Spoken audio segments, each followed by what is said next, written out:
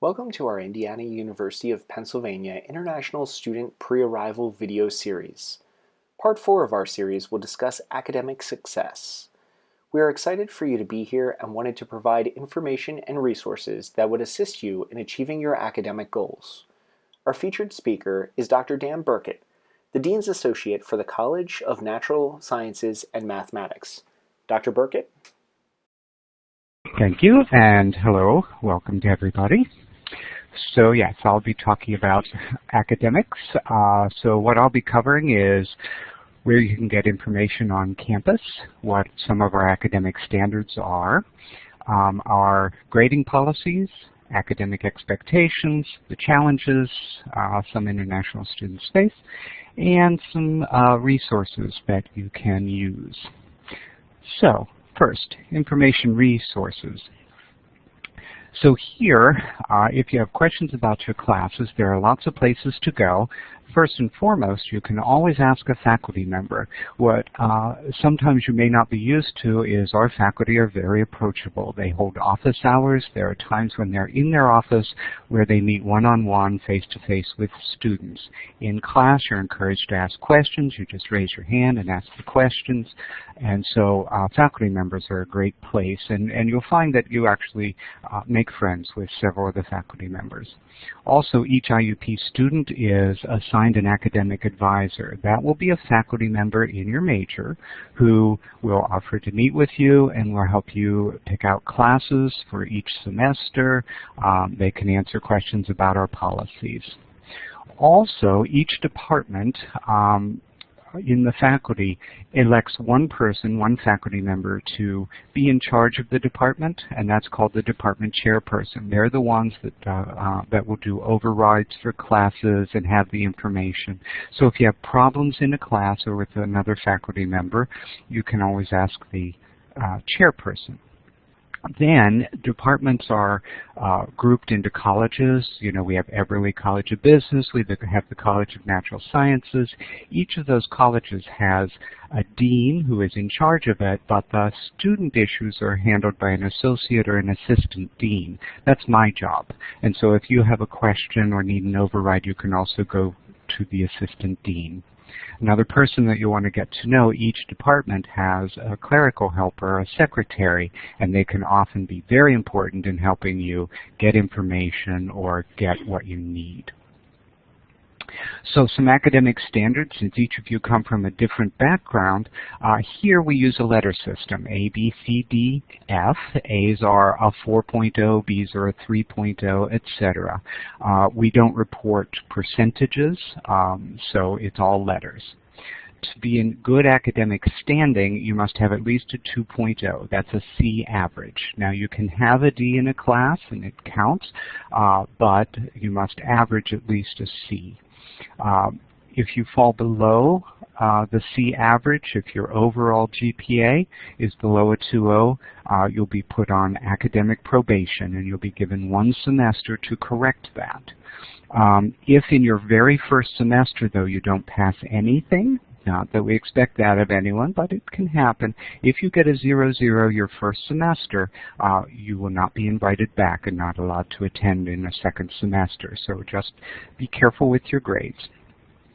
Also, throughout the semester, the first week of classes, you can make adjustments to your schedule. If you drop a class in the first week, there will be no record on your transcript. You can replace it with another class. After the first week, you can leave a class and withdraw online. You do get a grade of W, which does not affect your GPA. But what it can do is affect your visa status. So before you adjust your schedule and drop below full-time, which is 12 credits here, then you really need to make sure that you talk to somebody in the Office of International Education and make sure your visa status is not affected. Also, if in your first semester you don't do well in a course or two, you get a D or an F, you are allowed to take that class again, and the new grade will count instead of the old. Your advisor can help you sort those things out once you have your first set of grades. Okay, so other grading policies, what can you expect in classes and how are grades assigned? Again, it varies quite a bit from class to class. There's no uniform way of doing it. And some of you may come from what we call the British system or the European system, where you go to class all semester, you're given assignments that aren't graded, and there's one test at the end of the semester. That's not usually how it works here. Here, our grades are usually determined by homework given that you turn in for grades, papers that you're writing. Oftentimes, faculty members will assign group projects. They will have 2 or 3 students work together and maybe do a presentation at the end. All of those will be spelled out on a syllabus at the beginning of the class. So the first week of class, all faculty member will hand out a syllabus that tells you how you will be graded and what their expectations are. Now, because many of these things are turned in daily or weekly, attendance is going to be very important. You can't just not go to class for a week and expect to be caught up. Also, on any individual assignment, you may be given a percentage grade. So they may say you got a 90% on this test, or you got an 85% on this test. At the end of the semester, though, the grade will be based on, you will be given a letter grade, A, B, C, D, or F. Okay? And that's what's finally reported. We do report online through my IUP midterm grades, so you'll have an idea of how you're doing halfway through. And then at the end of the semester, grades are posted to my IUP. We do not send out a grade report or a report card, if you will. They're posted online. Now, many of you may have already taken college courses or college credit courses and be transferring it. Just be aware that you do get credit for graduation, but transfer courses do not come in with grades. So if you have all A's somewhere, those A's stay at the home institution. You do get credit, but your grades there will not come with you here. Same of IUP credits. If you transfer them elsewhere, most institutions just accept the credit. Okay, so some expectations that may be different from where you are. IUP does allow faculty members to set an attendance policy. Some faculty members don't set a specific one. Others will say you can miss at most 3 courses, 3 classes. And if you miss more than 3 classes, they have the right to reduce your letter grade. Or in some classes, I know we have foreign language classes, where if you miss more than 4 times, you don't pass the course at all. So be very aware of what the attendance policy is and work with your professor if you get sick and need to make up work. All of the policies can be found in the undergraduate catalog. There's a link from my IUP to the undergraduate catalog. You can download a PDF for free. You can buy a hard copy here at IUP in the bookstore. As I mentioned before, each faculty member is required at the beginning of the classes during the first week to hand out a syllabus. The syllabus will tell you what book to buy, when their office hours are, what their grading policies are, and any other course policies that you would want to know. The homework assignments, like I said, it varies from class to class. Some faculty members assign homework that they just want you to do so that you can check to see if you understand, and it would be up to you to ask questions about the homework. Other faculty members assign that homework and collect it as part of the grade, so be very clear when you're in class to know whether you have to turn this homework in and whether it's being graded or whether it's just for your benefit. As far as keeping track of grades, most students are expected to keep track of their own grades, but we do use programs like D2L, Desire to Learn, and Moodle, where faculty members will post online. You can log in and check your scores on various things.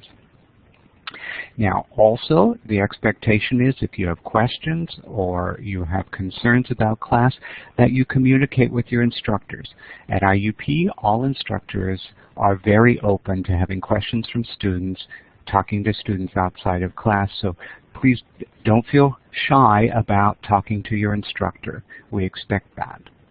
And also, you have an academic advisor. When you have questions, make sure you make use of your academic advisor. Again, it's a faculty member, but they invite you to come to their office. It's important that you keep a calendar of when exams are and everything, so you can get those here. You don't have to bring it with you, but a book where your assignments are. Also, it's up to you to manage your time. And you know how many courses you have and study skills. It's very easy to get distracted and not concentrate on classes. You're in a new environment. There are lots of things to see and do here at IUP, but remember you're here for classes, so you want to make sure that that takes top priority.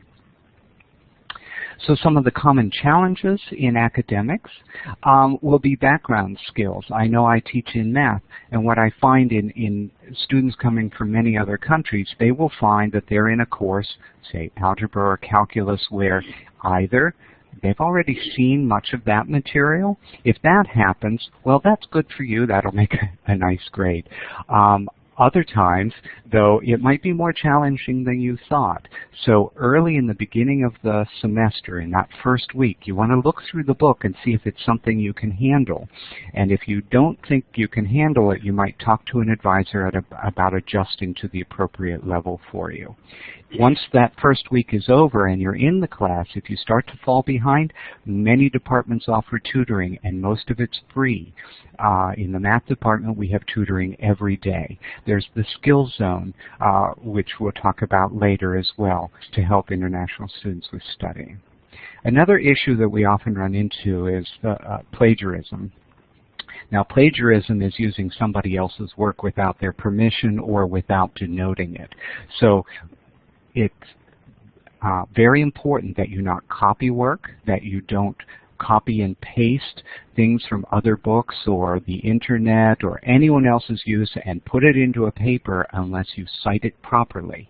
If you are caught doing that, you will often fail that assignment, if not the course. So it's going to be very important that you learn how to footnote and all of that. We do have a writing center on campus, and again, we have the Skills Zone they'll talk about later that will help you make use of other sources. But it's very important that you not turn in anyone else's work as your own. If you're caught, you'll fail.